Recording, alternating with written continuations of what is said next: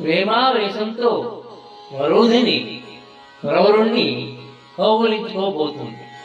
అప్పుడు ప్రవరుడు వరోధిని ప్రక్కకు తోసివేస్తాడు. ప్రాంచద్భూషణ బాహుమూల రుచితో పాలిండ్లు పొంగార.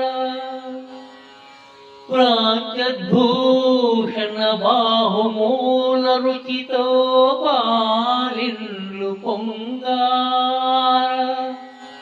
పై అంచుల్ మోవగ కౌగిలించి అధరం భాషింప హా శ్రీహరి.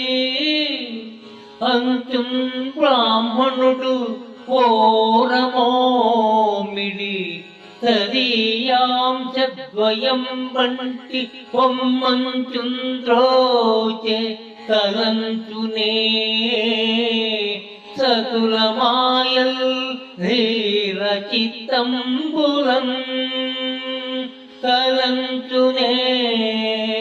సతులమాయల్ ధీర చిత్తంబులం. ప్రవరుణ్ణి చూసి ప్రేమావేశమునకు లోనైన వరూధిని అతనిని కౌగిలించుకుని అతని పెదవులను ముద్దాడాలని ప్రయత్నిస్తుంది. కానీ ప్రవరుడు ఆమెను దూరంగా తోసివేస్తాడు. స్త్రీల యొక్క ప్రేమ మాయలు ఎంతటి ధీరుల మనసులనైనా చెలింపజేయగలవా అని కవి ఆశ్చర్యంగా ప్రశ్నిస్తున్నాడు. ఈ పద్యంలో వరూధిని యొక్క ప్రేమావేశము, ప్రవరుని యొక్క వైరాగ్యము రెండు మనకు ఒకే దృశ్యంలో కనిపిస్తాయి.